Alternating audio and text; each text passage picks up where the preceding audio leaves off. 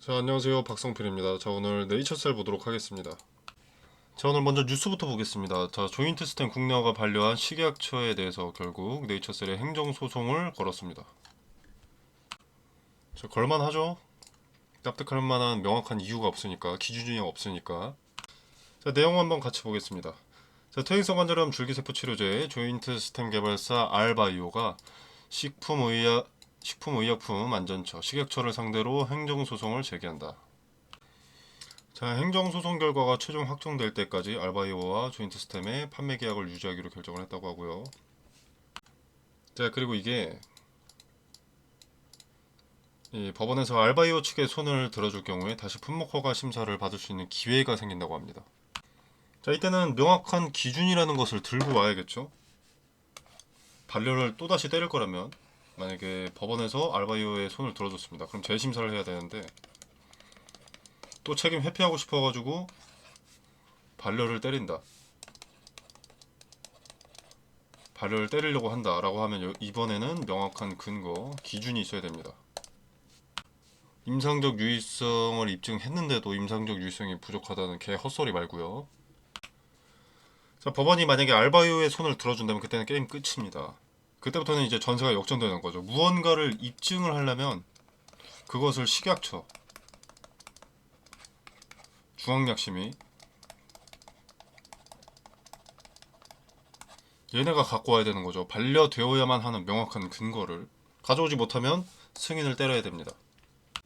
자, 그래서 법원에서 누구 손을 들어줄지가 관건이 되겠고요. 자, 개인적인 생각이지만 여기서 또 별다른 기준도 없는 식약처의 손을 법원에서 들어준다면 국내 첨단 바이오 섹터는 성장하지 말라는 소리, 이 대한민국에서 첨단 바이오 개발하지 말라는 소리로밖에 안 들린다고 봅니다. 그리고 좀 보면 얘네 기준이 좀 주관적이죠. 약심위원회에 따라서 의견이 갈리는 것도 그렇고요. 일단 주관적인 판단이고 경쟁사의 대표격인 사람이 있기 때문에 약심위원 명단을 교체한 재심사까지 이뤄지면 좋을 것 같습니다. 자, 근데 사실 크게 중요한 내용은 아닙니다. 왜냐면 이 행정소송에 걸리는 시간 때문이죠. 시간. 소송이라는 건 여러분들 아시다시피 시간이 많이 소요됩니다. 그렇기 때문에 국내 식약처 제로에 큰 기대를 걸 필요가 없고요. 결국 기대감이 반영되려면 FDA인데 만약에 이 FDA 쪽에서 승인이 난다면 얘네도 식약처에 목맬 필요가 없습니다. 그죠? 알바이오도 네이처셀도. 그러면 얘네 고소했던 거, 소송했던 거 취할 수도 있겠죠. 어차피 필요 없으니까. 그리고 FDA가 승인 때리면 식약처도 나중에는 승인을 때릴 겁니다. 왜? 책임이 얘네한테 먼저 있으니까. 책임이 있다기보다는 화살이 먼저 얘네한테 갈 테니까 문제가 생겼다는 가정이 있을 때. 제 개인적인 사견입니다만 이건 저번에도 말씀드린 거지만 식약처가 말 같지도 않은 이유로 자꾸 반려를 때리는 게 뭐 황우석 사태라던가 제2의 임보사 이렇게 될까봐 식약처가 몸을 사리고 있는 것으로 보입니다. 책임을 회피하기 위해서. 근데 FDA가 먼저 승인을 때렸다. 그러면 문제가 발생해도 화살이 얘네한테 가겠죠. 우리가 무능한 게 아니었어. 이럴 수 있으니까. 식약처가 아마 5년 동안 첨단 바이오 섹터 승인이 0건이죠. 그게 이런 이유가 아닐까 싶습니다. 자, 그리고 만약에 소송을 끝까지 가져간다면 소송 결과를 떠나서 식약처는 명확한 기준, 애매모호하고 주관적인 본인들의 개인적인 견해가 들어가지 않는 요 기준을 확립하게 해야 하는 그런 선례를 만들어야 된다고 봅니다. 그래야 지들 입맛대로 발려 때리지 않겠죠. 아무튼 행정소송 일정 및 절차 같은 경우에는 일단 8월 6일에 식약처에서 반려 통보를 했었죠. 그리고 이제 8월에서 10월 정도까지 소송 준비를 할 거고요. 소송 준비. 그렇게 되면 한 11월쯤에 행정법원에 소장을 접수할 겁니다.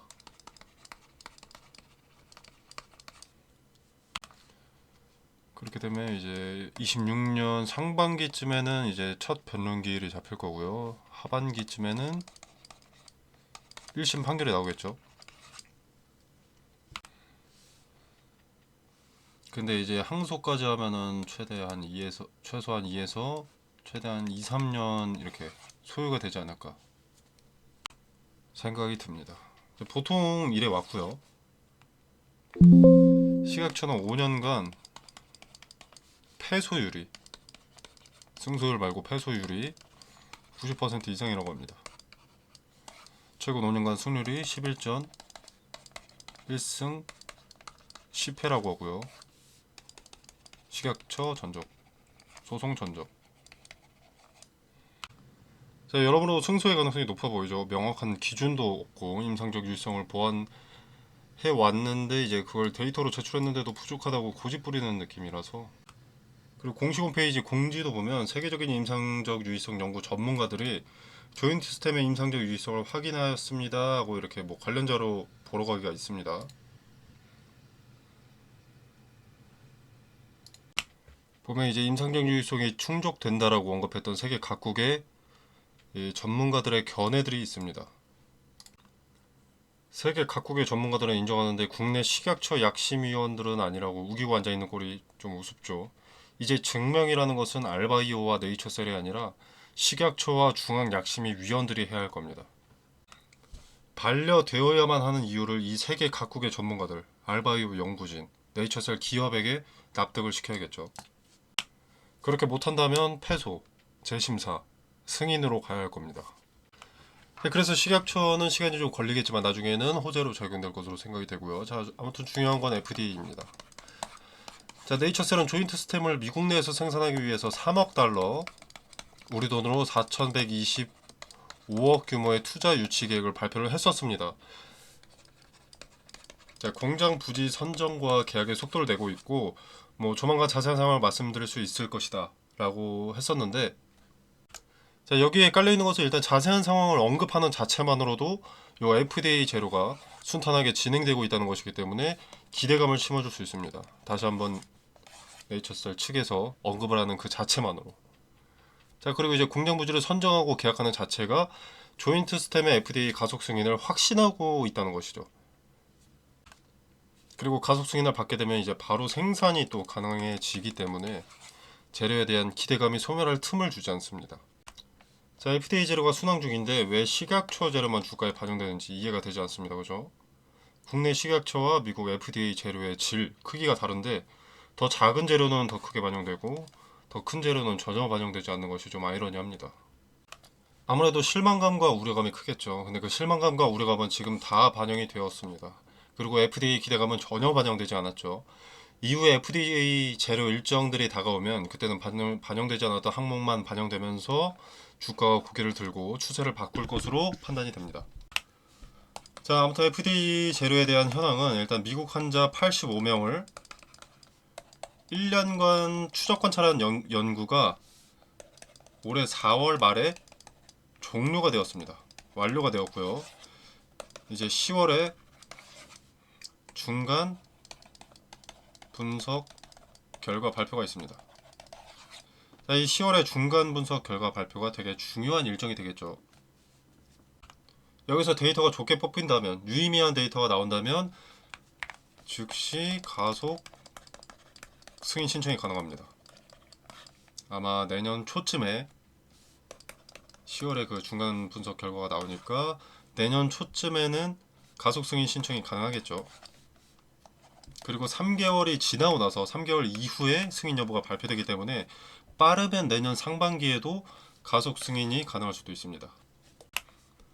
자, 아무튼 지금 상황에서 가장 중요한 것은 10월 중간 분석 결과 발표고요. 여기서 긍정적인 데이터가 뽑힌다면 승인으로 가는 지름길이 열리는 것이기 때문에 이때부터 기대감이 본격적으로 반영되기 시작할 겁니다.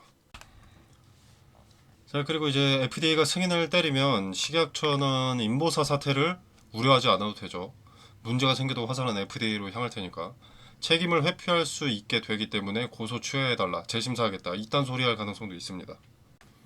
그렇게 되면 재료 하나 더 추가되면서 급등의 힘을 보탤 수 있게 되겠고요. 소송 끝까지 가더라도 식약처가 패소할 가능성이 높기 때문에 걱정할 필요는 없을 듯 합니다. 그리고 FDA 재료 일정이 소송 결과보다 더 먼저 나올 것이기 때문에 크게 방해되지도 않을 거고요. 자, 그리고 임상적 유의성을 자꾸 물고 늘어지잖아요. 자, 이거는 뭐 2년 전 기사긴 한데 식약처는 이전에 인보사를 승인했었습니다.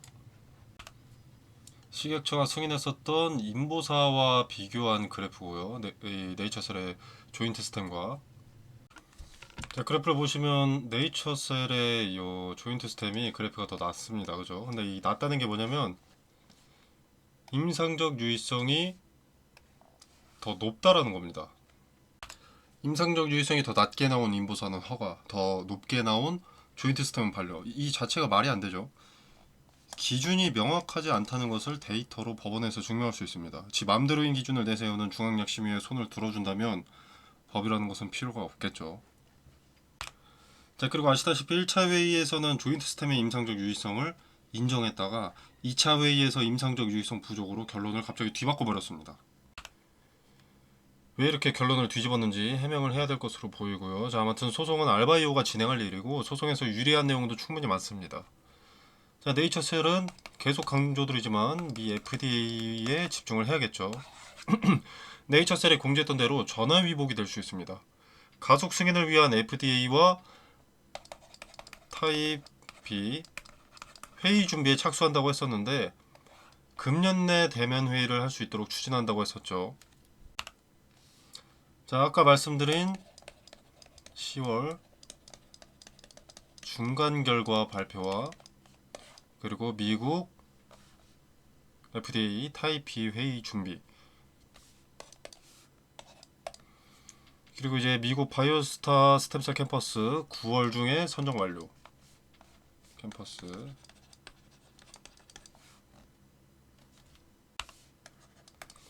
그리고 1차 GMP 시설 구축.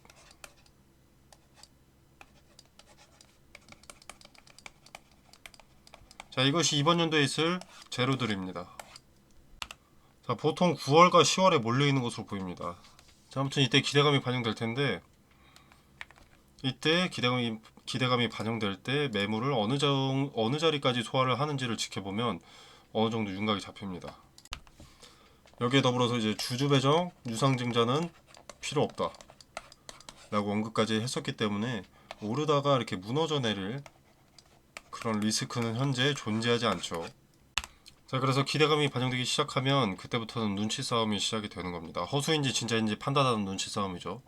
그걸 판별해낼 수 있는 것은 차트입니다. 차트. 거래라는 것은 기본적으로 거짓말을 할 수 없는 지표죠. 왜냐면 뭐 매수자와 매도자가 주고 받아야, 거래가 체결돼야 그래프가 하나 그려지는 거니까. 자, 그래서 주가가 기대감이 반영되는데 만약에 변동이 크다 라고 하면 그 변동이 큰 자리 분 단위로 갑니다.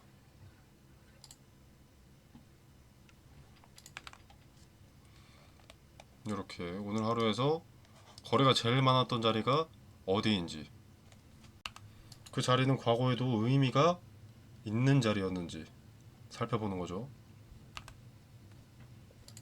지지나 저항이 수렴됐던 자리라는 것은 큰 의미를 가지고 있습니다. 기본적으로 한번 강력한 저항이나 지지가 되면 다음에 이 자리를 터치할 때 또다시 저항이 되거나 아니면 돌파하고 다시 흘러내릴 때 지지가 되는 이런 모습을 보여주거든요. 어떤 기준이 됩니다. 투자의 기준. 여기를 이탈하면 손절한다. 여기를 돌파하지 못하면 손절한다. 여기를 돌파했다가 지지되면 매수한다. 이런 기준이 되거든요. 자, 그래서 우리도 이 시기가 왔을 때 그에 걸맞게 분할 매도로 이익은 챙겨가면서 다시 한번 단기 조정이 올 때 의미가 큰 기준이 되는 자리에 지지되는지를 확인하고 분할 매수로 평단을 낮추고 수량을 늘려서 수익을 극대화하는 전략으로 접근을 할 거고요. 텔레그램 방에서 그 디테일을 설명드리고 얼마의 분할 매수를 해야 되는지, 왜 그 자리에서 매수를 해야 되는지, 또 얼마의 분할 매도를 해야 하는지, 왜 이 자리에서는 매도를 해야 하는지 근거를 설명드릴 겁니다. 꼭 제 말대로 하셔야만 합니다 라는 게 절대 아닙니다. 여러분이 무대응으로 가만히 있으신다고 하더라도 분할 매수 타점에 따라서 계산이라도 한번 해보세요. 가만히 있는 것과 비교해서 수익률은 어떻게 달라지는지, 말씀드리는 근거가 맞아 떨어지는지 직접 확인하실 수 있으실 거고, 틀리더라도 최소한의 리스크를 중점에 둔 투자는 어떻게 하는지, 왜 리스크 최소화를 중요하게 생각하는지 깨닫게 되실 겁니다. 자, 비용 발생하지 않으니까 그냥 지켜만 보셔도 전혀 상관이 없고요. 자, 그리고 이제 네이처셀에 대한 정보, 소송 진행 현황, 그리고 FDA 재료에 관한 4가지 일정. 이 4가지 일정에 대한 디테일 텔레그램 방에서 설명드리도록 하겠습니다.